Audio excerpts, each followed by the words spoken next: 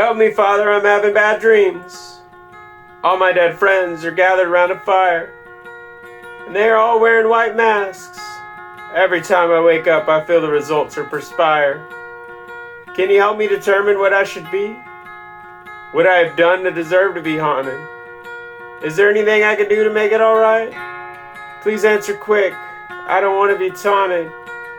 Their faceless forms continue to flash before me, and I'd like to flee and be free of their exposure. Is it too much to want a quiet night? I don't believe, but can you give me some closure? Daughter, I've thought about giving this up, but by your long sleeves, I'd like to understand. What is in your mind and all your dreams? When did they all start and were they planned? What kind of accident befell all your friends? Or was it something intentional you managed to avoid? I can't see you clearly. Turn on the light or up the color. I promise I'll try to read your dreams like Freud. Why do the young have to endure this much?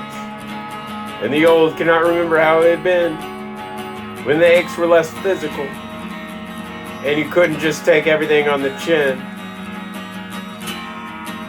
Father, I hate that I've lost all my memory, but everything I've known is covered by masks. I'm sorry that you've lost your mandated faith, but I'm so frozen, I can't complete any of my tasks. You mentioned my arms, but I don't feel them.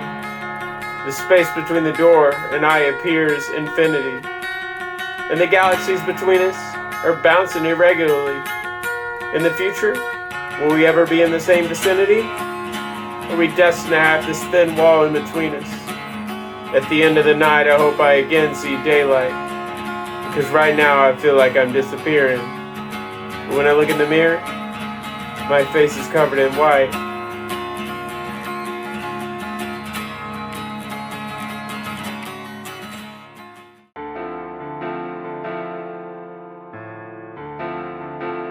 The shovels were pressed into the grounds by boots. The earth thudded one by one on the coffin.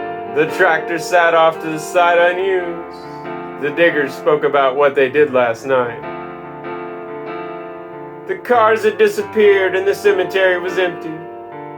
The ground around them had begun to soften. As they finished turning the grave into a mound, they put up their tools and went to go get a bite. In front of the empty grave, propped up a casket. Hundreds of metal folding chairs surrounded it. A man in a cheap suit started to speak in the wind, to threaten to drown out all of his words. He said something about eternal hope and justification, but the air around him had covered him in spit. It was just as well, since in the back were the unaffected, and were all ready to stumble out in herds. From the crowded parking lot at the temple, the cars and SUVs all struggled to get in the line. They turned their lights on at 11 in the morning and demanded that everyone to the side pull over. A greasy motorcycle blocked traffic for the hearse, which led the way with its new hard-worn shine. The director sat behind the wheel trying to be solemn, and his jacket was just another three-leaf clover. The daughter got out the Rolodex to make some calls. She flipped through hundreds of thousands of names, looking for the ones which were the most important. She cried 1,000,000 times, breaking the news. She did not think he could ever be replaced. Who now would exist to communicate his aims?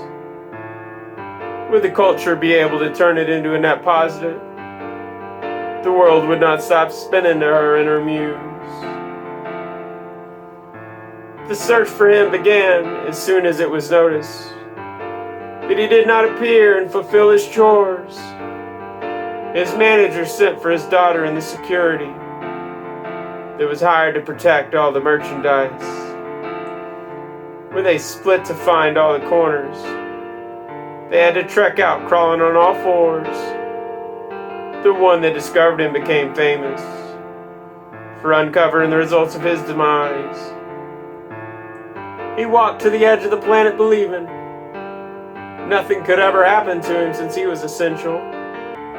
And when he reached the end of civilization, he did not look for any kind of alternative path. The dogs gathered around him, but he did not fear.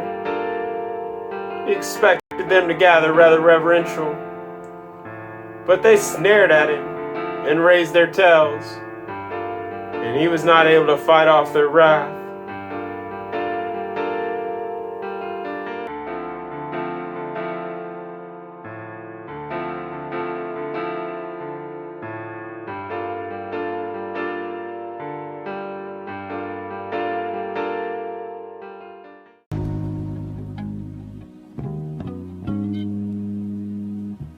I scraped the fork on the plate. It's getting to the end of the day. She's playing around with the spoon.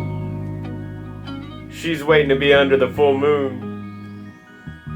I've run out of things to say before nightfall. She's begging for an emergency phone call. It was quite the uncomfortable car ride. I wish there was a seat cushion I could hide. I turned on the radio just to mask the suffocation, because for this relationship was no resuscitation. I've run out of things to say and hope for a crash, and hope my body gets mashed into bone ash. The microphones are pointed in my direction. I'm looking for the best possible deflection. A question is asked over the whirl of the tapes. The money man in front is eating all my grapes. I've run out of things to say and check my notes. In the back, someone is robbing all their coats. The Speaker of the House lost his staple. At one time their word was like papal, but now they're sorting through the mess. The haystacks are thrown on by the press. They've run out of things to say and lost their gavel, and is looking up a place where they can travel. The band is jamming instrumentally, because the singer stopped, not accidentally. No need to do any kind of sound check, because there's really nothing wrong with the tech. They've run out of things to say for the recording. The whole process they aren't finding rewarding. The writer puts up his feather quill. No hopes for this, there was no kill. The page is blank and will remain unfulfilled. And it's not because in the art they're unskilled. They've run out of things to say and stories to tell. They better get a suitcase and learn to sell.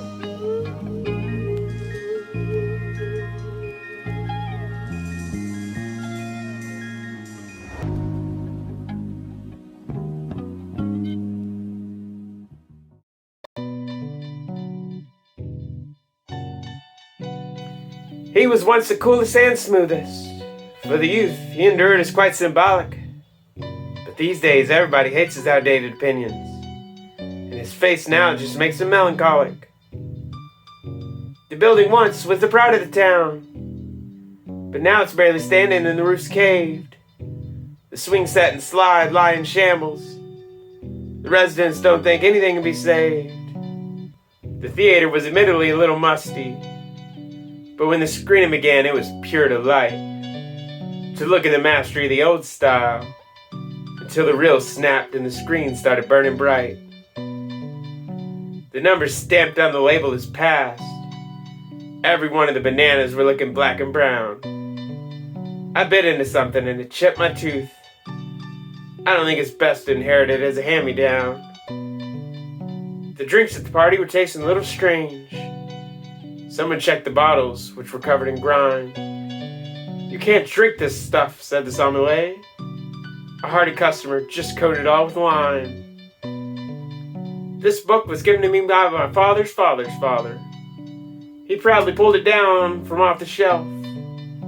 But the moths had done their job well, and together the book couldn't bind itself. The clock had stopped ticking and was missing its hands. The numbers had fallen and stopped scrolling. There was no way to tell where and what to be. But the earth in space keeps on rolling. The doctor says it's just my body breaking down, but my knees hate to bend and my back's crunched. My feet are swelled and my stomach's upset. Every day I wake up feeling like I just got punched. They're packing up their bags saying the filling's gone. I shrug my shoulders and shake my head. I guess I feel the same way but don't see the point. They're leaving things out in the open like stale bread.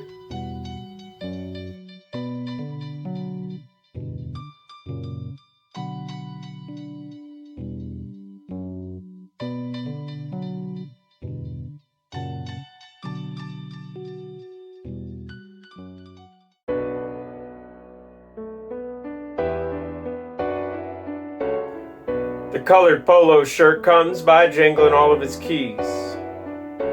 He opens it up and says, "Please lock your doors. And don't forget to lock your gates too, because I drove up and was able to get in too easily. And that just underscores that you're going to need to find a place to hide. Please have all of these security measures on your desk.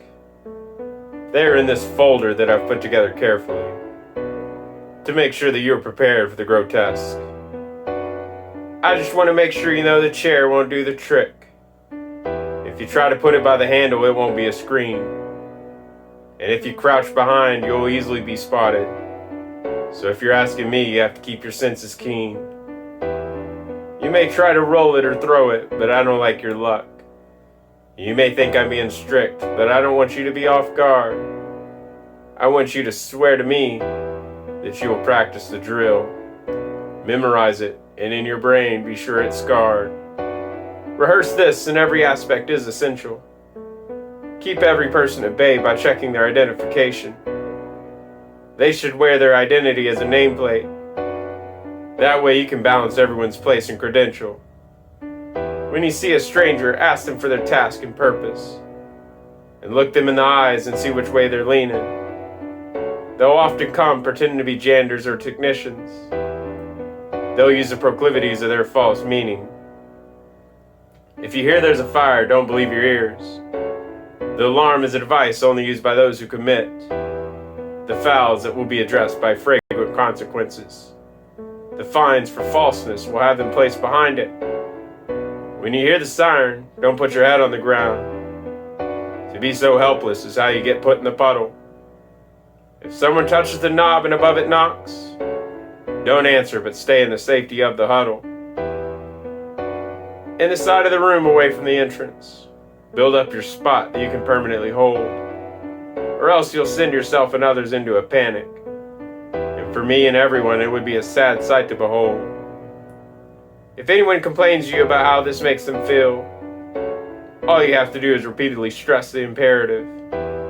After all, a little trauma will disappear quickly, if enough times you repeat all aspects of the narrative. If you think you deserve it, you have to be buzzed in. And that's only after clearing the rope in the machine that have been placed before you as barriers to make sure we can manage all the go-between. I've labeled every place and given it a name. That way I'll be literate in what I want to read and say. Don't use the names you're used to calling them, but instead allow me to be the place's mainstay. No windows are allowed in this place any longer. We've boarded them up and covered them in concrete. I don't want to hear your complaints about the design, because isn't it better to be safe in here than out on the street? I have a bit of advice for you while you're in here. Invest in a portfolio of canned corn and beans.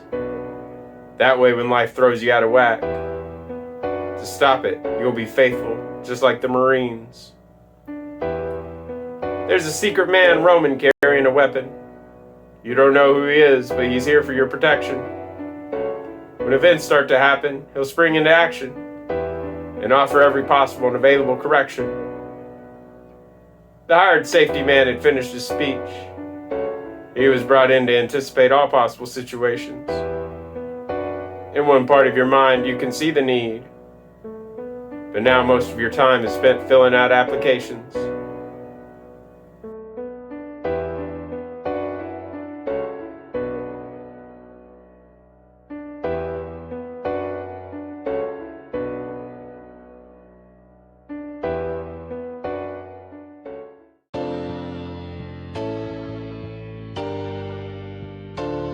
Will he make it? Someone asked me. We went deep into the tunnel and the sea of people following up the stairs in the division, of thousands based on their clothes decision, and where they're from and what colors they prefer. One questions and makes us get up. They tell us we're holding the wrong cup. He pulls out some papers and realizes they're right. His hands were always sore, broken, and white, because they'd never let walls stand the way they were.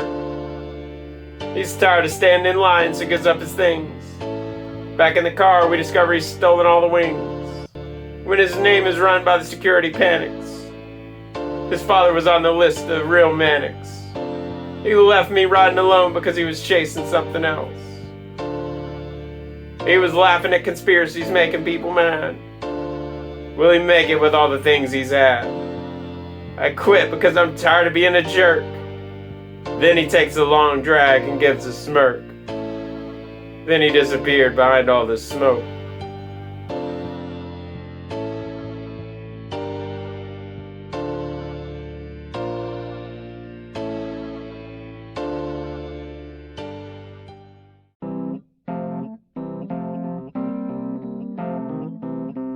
When I first saw her, I had to look up. We all did when she raised the cup. Despite her domination, she gets paid the same as the man whose game she plays. First, I could admit I didn't care, but now even the disinterested know the name. And the disparity was real when it came to respect. When you make a move like that, you'll feel spun. She knew what it was like to be different, so she spent her time fighting for others. Everyone who met her knows she towers over everyone. When she needs somebody, she hopped on a plane to a place where they won't let you be Jane. The guards scanned her things and took her in, telling her she'd done something wrong. They were so hated they gave her symbols, and lied to her about what was her sin. The plane flew to safety over the bombed cities that the soldiers who took her in had done, closing their world off from everyone else. Her spouse was just begging her to come back home. While they took her, she towered over everyone. The next president screamed for everyone to flick. The badge criminals got on him rather quick. When he took the plane back, he was greeted by a collection of pistols and black batons, who told him they had quite a job. In the following election, he was cheated, and she told him, "I know just how you feel." Well, he just laughed because he'd already won. The court of public opinion, which he had changed, looking past some things he had said before. They're behind walls, but they're towering over everyone. When she was drunk to the room, they placed her in a cage to her entomb, because her future, like others, was already decided. She bravely wore the clothes of a rebel, unconcerned to how she would be perceived. While the blame and the evidence was lopsided, the judge gladly partook in such a system. She asked for leniency, but they never freed anyone. Her plea was in vain. She just wanted to leave, but for some reason they wanted to keep her. When the guards brought her in, she towered over everyone. Now the government can only send its worst. The eccentric with the oppressors well versed, and they offered up a runner of guns, who was blood all over his hands and feet. And if you really asked him, he'd do it again. He'd start selling and stack up the money by tons. The writer questions all the decisions. It's got me thinking, will she ever see the sun? I'm feeling sick to my stomach and can't shake the feeling. I don't know what will happen next, but no matter what, she's towering over everyone.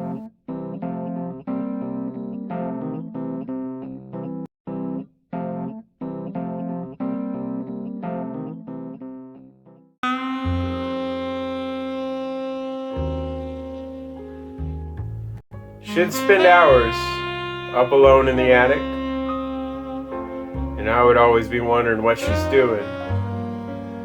She finally came down with a book in her hands.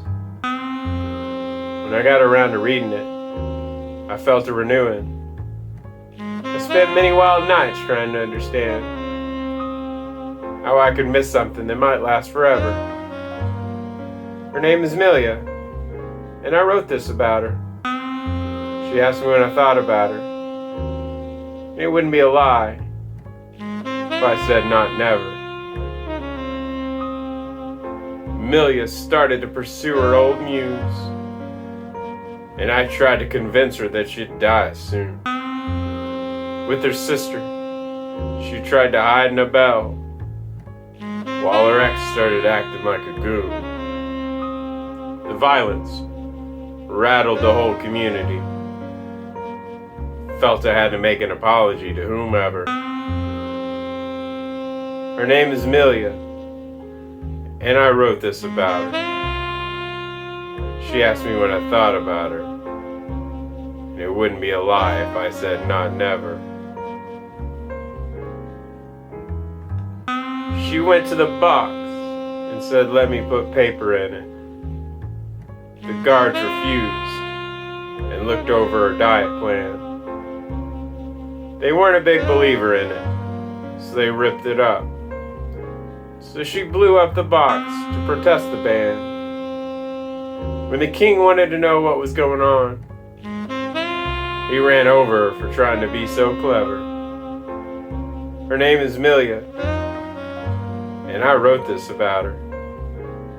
She asked me what I thought about her, and it wouldn't be a lie if I said not never. I followed her through the whole airport, even when I had to place my belt in the bin. My shoes were brought up on charges of sedition. Milja laughed as they trapped me in Berlin and quizzed me in a language I didn't recognize. But she stayed behind, enjoying the supper. Her name is Milja, and I wrote this about her. She asked me what I thought about her, and it wouldn't be a lie if I said not never.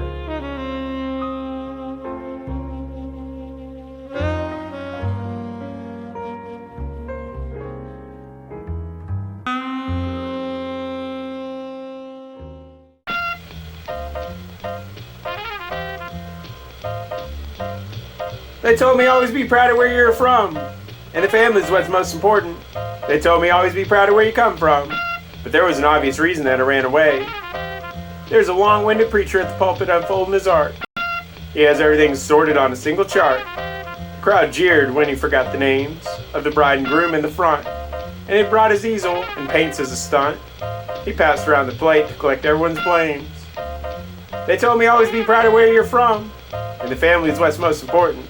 They told me always be proud of where you come from, but there was an obvious reason that I ran away. The bride bothered to set up the microphone. At first everyone there began to groan, but when she began to sing all of her vows, her frustration turned into ugly tears as the audience laughed at the worst performance in years. She wondered if her husband was worth plucking her eyebrows. They told me always be proud of where you're from, and the family's what's most important. They told me always be proud of where you come from, but there was an obvious reason that I ran away. He kept the car of the future at my home. Under the carport flaked off the chrome. Every 20 years he'd come to see if it would start. I saw him slinging hooks in the eyes of fish. He said he had to go back to work on Tuesday. He didn't know what day it was to collect his pay. His back always hurt from when he tried to fix the dish. They told me always be proud of where you are from, and the family's what's most important. They told me always be proud of where you come from, but there was an obvious reason that I ran away. When I showed up, I was asked if I packed my bed. I couldn't remember and felt the dread as the truck pulled in driven by two girls who now didn't have a ride and mocked my embarrassing choice of headgear and was shocked that there was a magnet at the gift shop representing the Earls. They told me always be proud of where you are from, and the family's what's most important. They told me always be proud of where you come from, but there was an obvious reason that I ran away.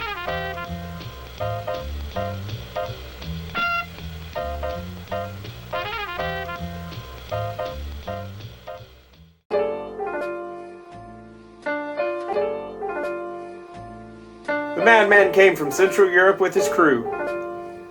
They floated down the Amazon in Peru, and the jungle began to eat them up. They brought their cameras, but not their scents. The lead clashed with even the birds and insects, while the madman claimed it'd never work with them. The monkey swam across the security clearance, while the lead spoke to no one listening. The panpipes play above the mountain, while the rushing river sweeps away the wood.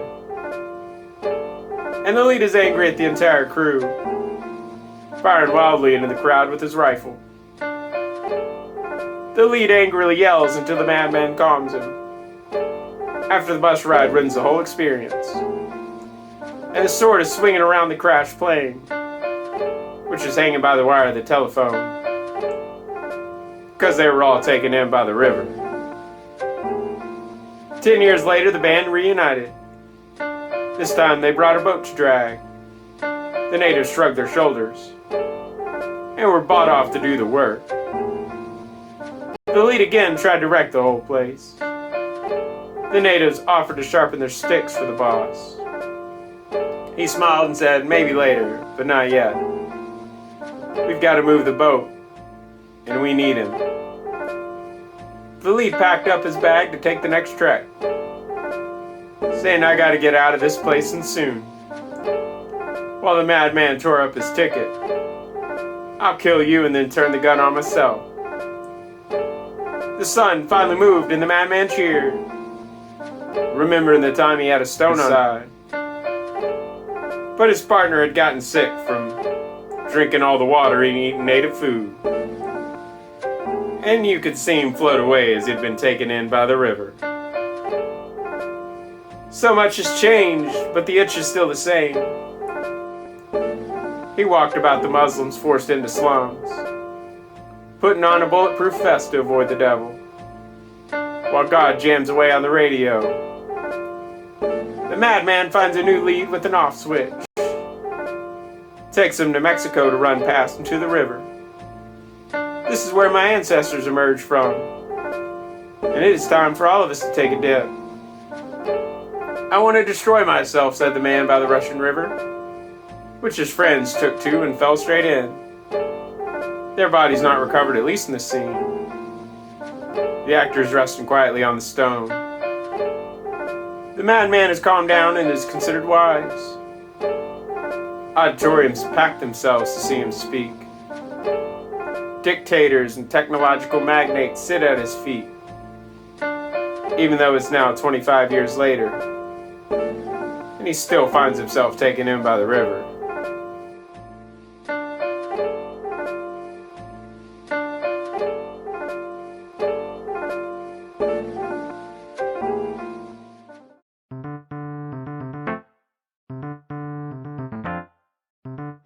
I was going through the residential neighborhoods to avoid traffic, and I noticed everyone around me was looking a little old. And there were fences up everywhere, and on them were signs that said, "We don't call the cops with the picture of humanity blacked out and removed." Tall cameras pointed down on us and whirled and whined as it tried to pick up every one of our movements.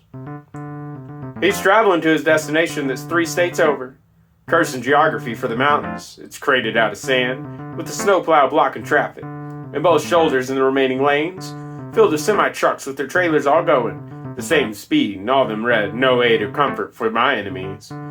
He's wondering what this could mean, but the Jake break squeals out his thoughts. A trailer full of cattle with "Eat Beef" branded on all their hides. They're shuffling a little embarrassed, but I guess it's no different than the man who leads them, marking himself with all the signs that he's taking his carriage straight into the darkness, where the river flows upwards, and there's no paddling against the current of the waves.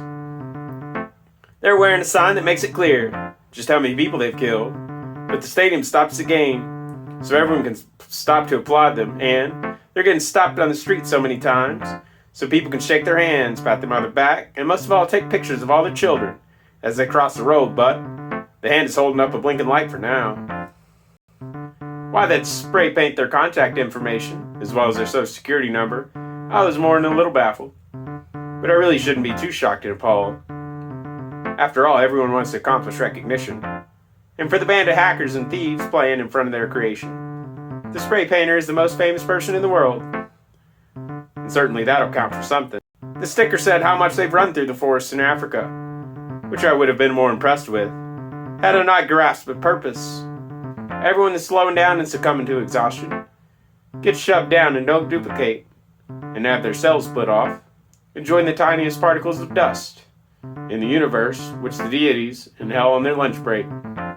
The symbols of their bank account were spilling out onto the road, where they're run over by the man pulling the tractor, splitting the eardrums of all the children, and the brains of all the parents that don't realize their creations, are laying on the ground and getting handcuffed by the country boy serving as the city cop, complaining about training the weapons to master users' violence. God's gonna murder you in your sleep, or at least that is what the sign in block letters said. And I watched the owner of the building put them up.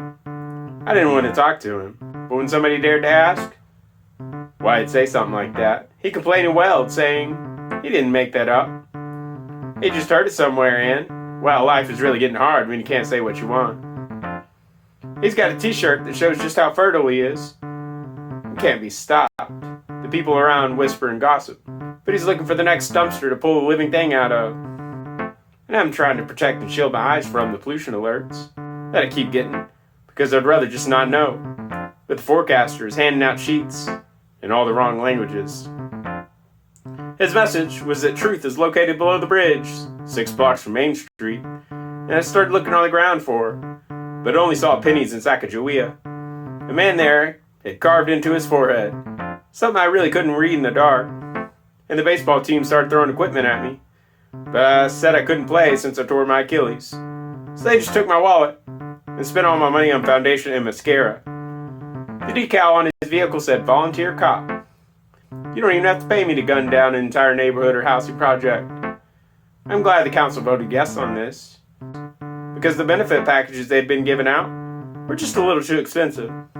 So I think it's just best to let strangers follow you and come into your own, because domestic disturbances are too boring. And then all his ammo went up in flames because he left the car heater on.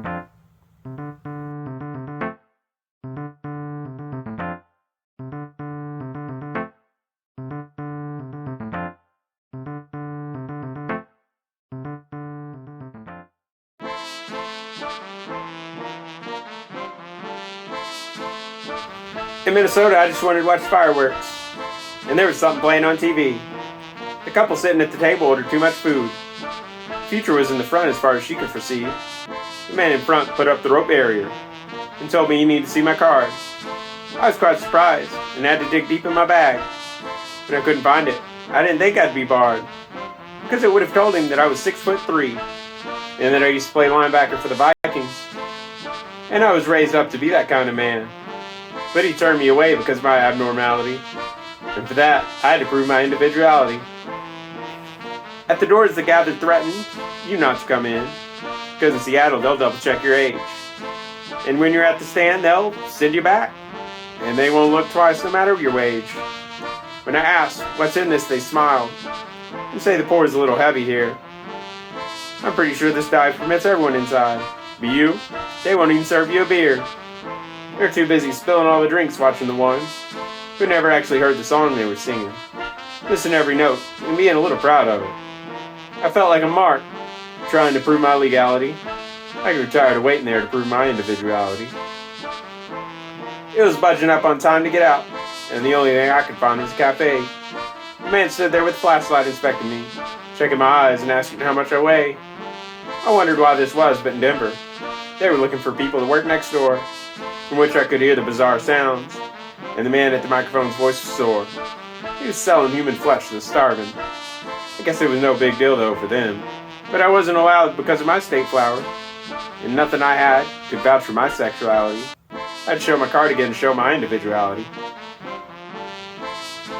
Outside of Chicago, I tried to pay for ice, but the clerk wouldn't allow, telling me how they had taken his land, and he had to flee his country for a snowplow, which was then taken away in a marketing scheme, which shut down the best places in Detroit. Don't go there, he warned me, but he did offer me a ride, which I did not exploit, since I figured it happened one too many times. But all I had to do was raise up my hand. Everyone was ready to get in line and fight over me. When I tried to leave with the cop, on his nationality, he quizzed me to show that I still had my individuality. In San Diego, I was kept outside the restaurant that up above said old school Russian cuisine.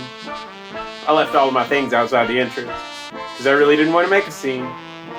When I tried to go see Milja's sick friend, the doors were boarded up and the parking lot had been renovated back into rolling hills. They were in big tents trying to sell land plots. I missed the graduations driving around, looking for the elevator that would take me down to the theater where I'd struggled to find a seat. And I didn't understand any of the morality, because it required evidence of my individuality. In Austin, I felt a little foreign and strange, though I'd just need a couple of marathons. This is just a simple place with nothing to read. How am I supposed to weigh the pros and use my coupons?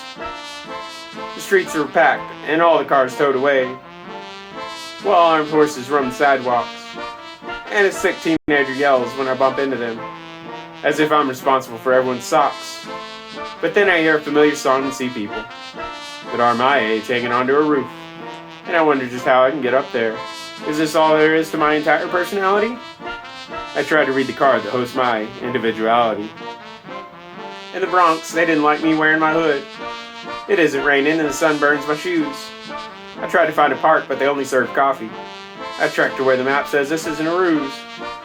But I'm tricked yet again, just like the man who down the street clucks like a chicken.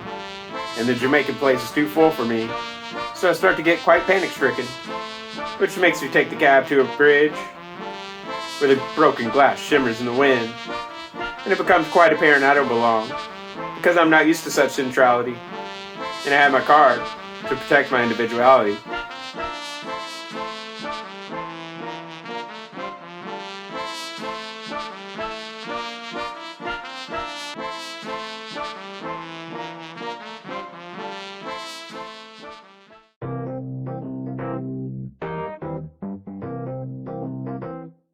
Carl was sitting behind his desk, typing up a storm on his "Raise Me or I'll Resign" letter, directed at the leader of the European press.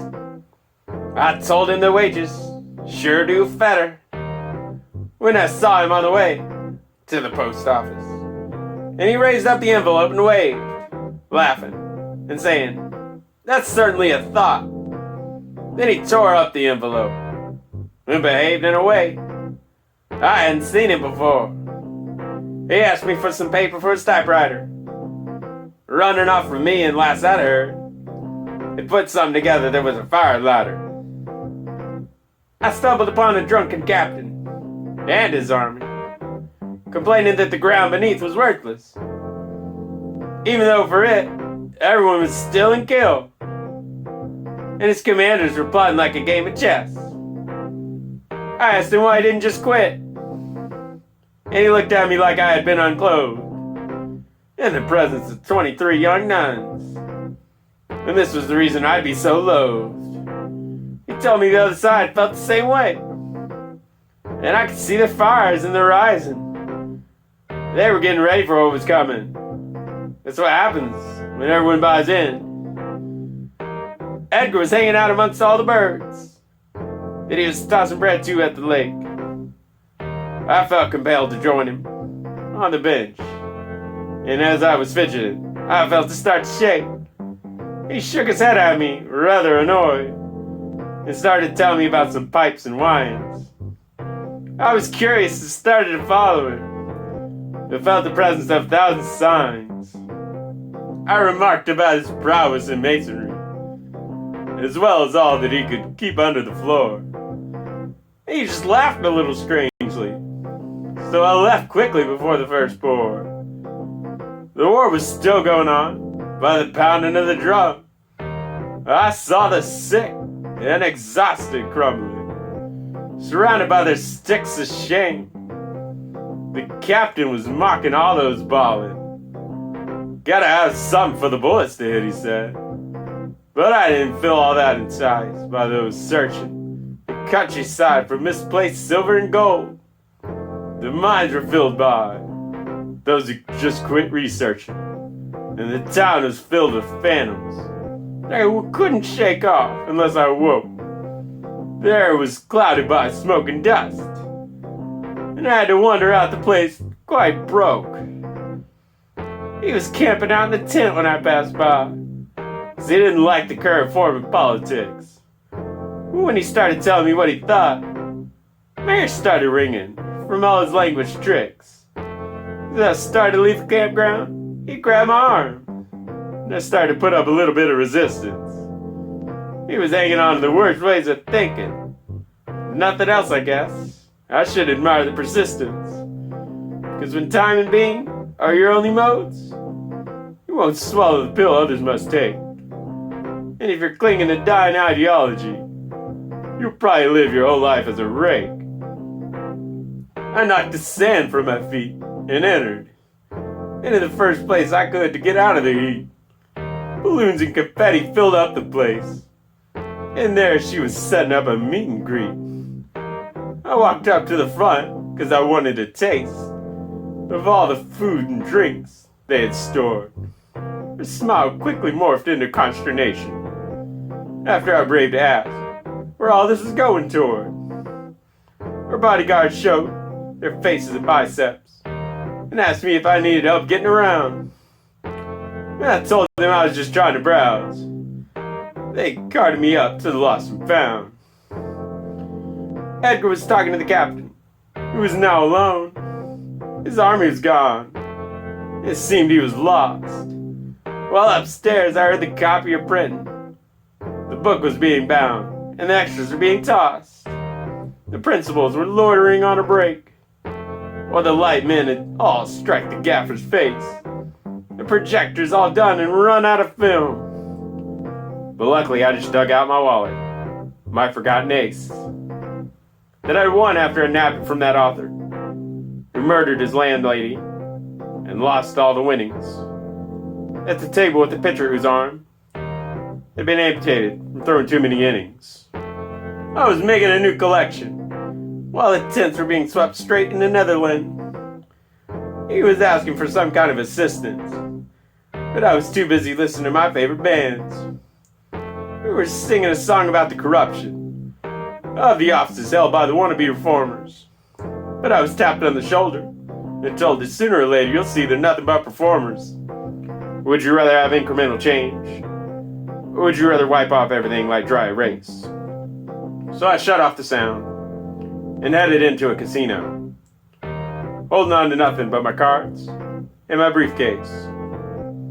The girl from the store, with her knights in armor, stormed into the place and strangled the dealers. The murderer had started to count up all the chips, while speculating how much money fits in 18-wheelers. They ripped pages out of every one of Carl's books, and the captain was the place's lone protector. And he just fled as Edgar put on his boots, which shone his reflections in the artificial light.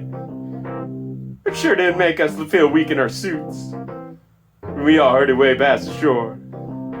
We looked at each other because of the sound. We saw the captain's excited, because he's found his war.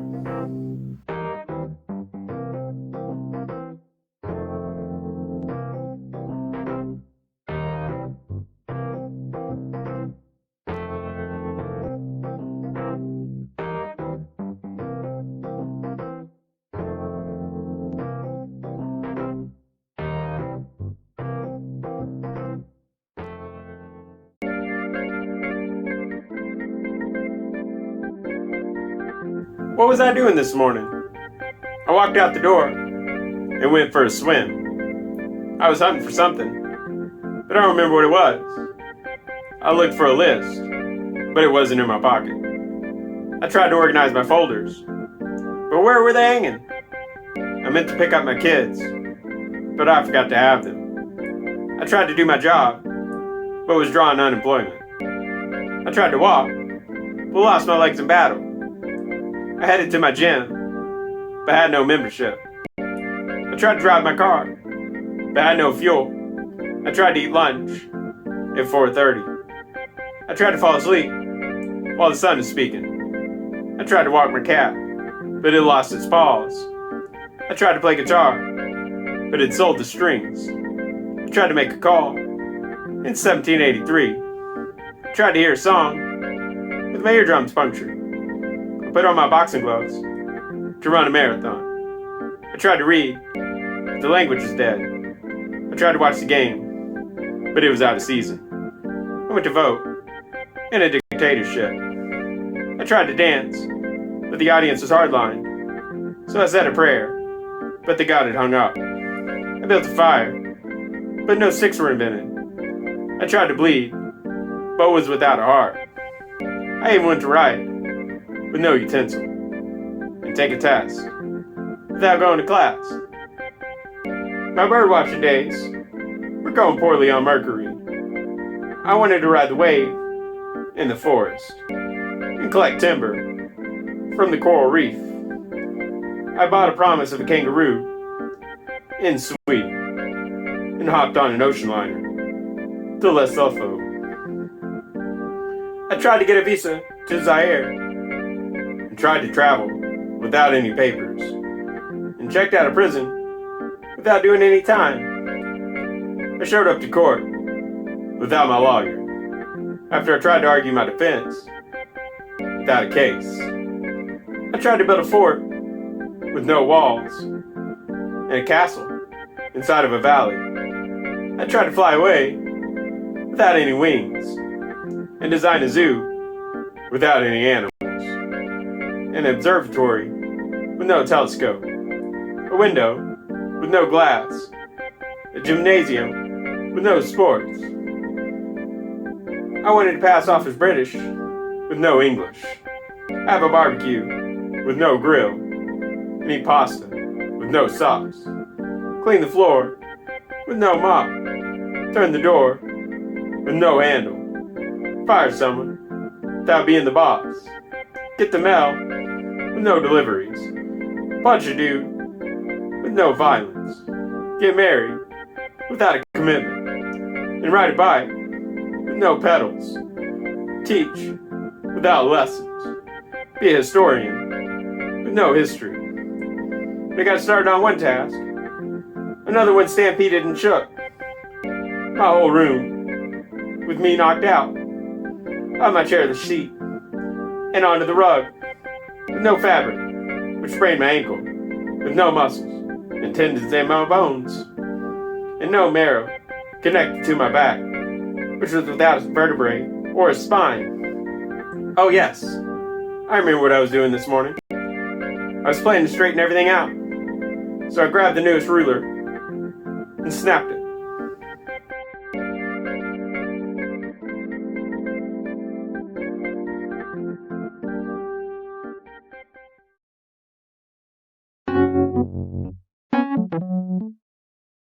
Well, I called up the local witch doctor, and they said, I've never done this before. I told them, that's no big deal. Put my money on the table, and they broke it in half and said, we don't do this here. And I asked, what do you actually take? And they provided very specific lists of medicines from a stolen prescription pad. It made me just more than a little confused. But they covered me up in oil, and I laughed from all the tingling as it seeped inside my skin. Pumped all these fluids deep inside of my brain. And I asked, whoa, is this all completely necessary? And they said, who's in charge here? So I put myself into the clamps and embraced all the armbands while listening to the explanation. Who elected your king? I asked. But I doubt they heard me, because the haze was way too deep. And they started digging into my mouth and removing all the unnecessary parts in between. I told them they could shave off about 50 or 60 pounds, maybe even 100, if you can find a vat they can place my consciousness in. But the doctor said, oh boy, you're way too radical for me, my friend, and left me in my iron chains. Which is when I realized this was a scam. To get me stuck with all these rent payments. So the landlady walks in, starts spraying me with water, as if it's a painkiller. She starts jabbing me with the needles left on the table, as if this will make money pump out of my veins. Can't even pay the bill. Why do you think I'm even here? All around the ground started to shake, and I realized we were living in a sinkhole. Which wasn't too big of a deal though, because now at least the lights were turning off, which I certainly appreciated. Flames all around us re-illuminated my face, and when I looked in the mirror, I faced an aversion of my former self, and regarded the new future being trademarked, as I heard the scream, and asked what theme park I'd got myself into. Two Anellas started laughing at me, and poured a well river down my throat, which boiled straight out of my nose. Oh well, I thought, it isn't really a big deal, and I rowed across in a tiny little boat. I found giving the peace sign to all those involved in the operation. The wallpaper flew right past me, and I pursed my lips and nodded while the machine next to me whirled, which caused my heart to drop, since it was counting the election total. The party down here was already starting. So I asked for directions to the nearest exit, but I kept popping on the wrong train, and had to jump the fare past the man trying to feed expired tickets through the machine, which upset the ladies so much they had him interred under the cemetery. It was put aside for the war criminals of the past 5 years, which had gotten so packed that I didn't know what would happen to the land until I talked to the lawyer, who explained that there was actually a loophole. If I applied for all the class action lawsuits that were floating out there, and I got to be the spokesman for those affected negatively by the lunar module landing in their backyard and spooking their dog. His office was in the process of being repoed, brick by brick, so I shoved a couple in my pocket, because I figured that I'd need them later to smash a window during the apocalypse. When I tried to steal a TV that was already on sale, the clerk said, "Hey, that's coming out of your pay." And I was a little upset, because I'd already paid too many ducats on my school uniform.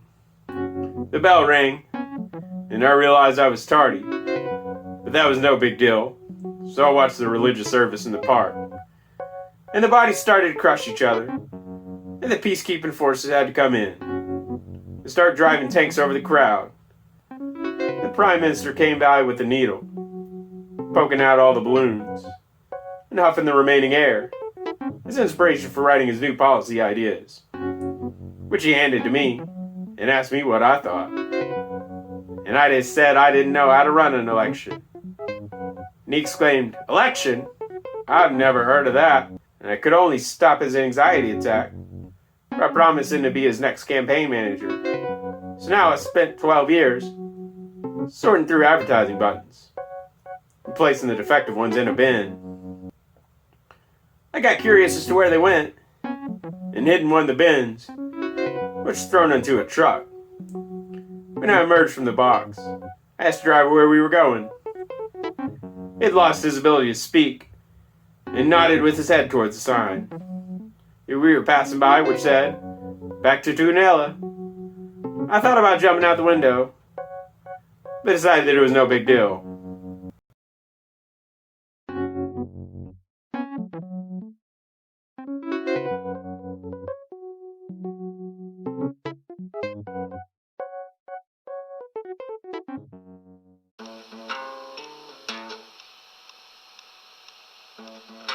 Well, I don't really know how to begin, but I've got to tell you about a man named Grin.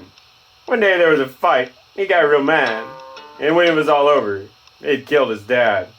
Oh no, he thought, I really didn't mean to, but if I get caught with a weapon, I'll rue the day I was born, because prison is tough, and right now, I don't have time to get buff. What was that argument over anyway? Well, time to hide under the archway and find a place that will take me in no matter where I've been. So he opened up his map and his bottle of gin, his fingers and eyes, searched for an absolute gem. And he said, "I've got it. I'll head off to Bethlehem. I've read about it in a book somewhere that made it sound nice. The only downside is that when I get there, I'll have to sell all my dice." When the ship made its departure and started to dock, Grin fell off and was greeted by a man in a frock. "There's sure around here a whole lot of preachers. Maybe they'll turn out for me to be good teachers." He began to learn all the tricks of the trade and rules of the road and the ways of the blade. One of the monks asked him if he had a Lord and Savior. "No." "Well, that explains all your misbehavior." "What have I done that wasn't in line?" "Well, for one, you stole all the church's wine." "That's no big deal," said Grin in a voice so shrill that the monk could no longer write with his quill. The monk said, "Let me tell you about a man who forgot to cut his hair. He turned over tables and did what others wouldn't dare. So the authorities said, 'Hey, I found a real nice tree.' And they stuck him up there without even a plea. 'Look,' Grin said, 'you got me persuaded. If you'll stop talking soon, I won't feel so invaded.' 'So it's a deal then,' said the hungry priest that skipped lunch. 'That you would be convinced by this, I'd had a hunch.' So Grin did the normal thing and was submerged, in order to quell the feeling that had been urged. There's something about people when they turn like this. They trade this world for some imaginary bliss. So Grin wore his collar pretty well. In the monk's house, he'd started to dwell, telling the people the good news is all he'd do. At first he avoided judgment like it was taboo. Then he decided he needed to turn up the heat a bit. All the sinners around him would yell, 'Hey man, just quit.' He'd reply, 'You'll be sorry when the stars fall from the sky.' Though others thought this sounded like a moon made out of pie. One of them finally said, 'Hey, didn't he kill a guy?' And Grin realized he'd been left out to dry. The security guard came by and said, 'Let me see your hands.' And he drilled holes in them like the best laid plans. Poor Grin was thrown directly in the clink. It wasn't all bad though. They even brought him a shrink. The cigar puffing guy asked him what the hell's going on. While the diagnosis was being given, Grin let out a big yawn. It was time to bring him up in charges of homicide. His mother showed up and she was all teary-eyed. 'I should have done better,' she wailed at the top of her lungs. 'I should have listened to all the signs and symbols of the jungs.' The judge pathetically laughed, realizing it wasn't his job. He'd only decided to do this so he could rob. Grin's defense was that everything would be fine if he could Lazarus. The judge admitted this would be something he could discuss. 'Everybody hates their father ever so slightly,' said the eugenist, with fake science shining so brightly. Grin upset the proceedings by trying to cast a spell. The judge tiredly wandered back into his private hell. 'You're free to go,' Grin said to himself, assured that he was finding himself feeling his safety and his freedom secured. When he saw the media waiting outside for an interview, he ran towards him and said exactly what he knew. The priest said, 'Oh boy, where's your good old humility? Remember when you used to believe in a thing called gentility?' The priest was shocked when Grin prepared his answer. He started pulling out scratched eyeballs at this news cancer. 'Get out of here, please. Oh, Henry, thou art banished.' 'That's fine,' was the answer. 'I just need all your bread.' The wheat man sadly knelt down to mourn his losses, and Grin sold to the shrink all of his crosses. Very soon Grin, well, he was set to roaming. He quickly acquired a wolf that at the mouth was foaming. He would go anywhere that wouldn't reject his passport. When he saw a new ship, he had to run to the port. In Egypt, he felt it his bid to run for Pharaoh, because the outlook of his platform was much too narrow. In Turkey, he was told, 'Up this road you shall not go, and if you do it again, we're gonna have a row.' Soon he went to Italy and decided here he would stay, but he's told if you want to rent, you're gonna have to pay. So he got a job at the local mart, stacking cases. He was trying to get on the man's good graces, but when the man came in wearing his favorite suit, and was looking for a reason to give Grin the boot, 'If you dress like me, you're sure to gleam and gloss.' Next thing Grin knew, he was telling off his boss. So he thought he'd go back home and see his mother. But she was senile and asked, 'Are you your brother?' He grabbed his tunic, underwear, and other possessions, and finally he wanted to make some good impressions. Problem still was that he felt a little ill at ease. He had had the realization that life isn't but a breeze. When he ran into an old friend, he tried to accurately explain where and when and how his life had gone down the drain. His friend said, 'I'm married now. I don't have time.' He no longer was the man he was in his prime. 'I'll have you committed if you ever come back here.' 'Whatever happened to non-violence?' was the sneer. 'That's not the kind of talk to get you anywhere.' Grin stood on the table and started to swear. So the uniformed terrorist arrived with a battering ram. 'All right, if that's the way things are, then I'll scram.' He started picking up wood and gathering up sticks, and started to pile them up on his fabulous collection of bricks. 'What are you doing, strange man?' said the athlete, who was standing in the shade away from the heat. 'I've got some games to play and you're being distracted. I really don't like the kind of audience you're attracting.' And it's true, there were a couple of real eggheads. They were safely chaperoned by the feds. Grin asked the athlete, 'Well, are you pretentious?' 'Because really and truly I desire not to be contentious.' The athlete said, 'I'll get back to you on that one. But actually right now it's time to run. Perry Grin said, "That's fine, but when you see the mayor, tell him his next job should be a law-abiding taxpayer." When the drunk showed up, he was asked for lighter fluid. "For my next trick, I think I should become a druid." Higher and higher Perry Grin's pile went, until he could have climbed in it as a tent. The crowd strolled by and faced abject confusion, because the meaning of this was all an illusion. This is when Perry Grin preached to those who'd hear. "Play the old stuff!" And the crowd came in unkind jeer. "I've lived a life that was surreal and fantastic. To finish it off, I must do something drastic." Perry Grin lit his pyre on fire, all the sounds of an aging singing choir. When the skeleton had been burned away, the shrink was looking for another soul to betray. The crowd murmured in utter disappointment, because they watched instead of their appointment. They didn't know whether to build him a statue, or let his ashes sit up there in the rain and goo. The legacy of poor old Perry Grin is that, everywhere he went, there was always a spat. It can't be denied that he never followed a rule, probably because he would not become society's tool. I don't know if it's good or bad, or happy or sad. I don't know that if I met him I'd call him comrade, or what the last word should be as we roll to the fin. But I guess that's the way it goes in the saga of Perry Grin.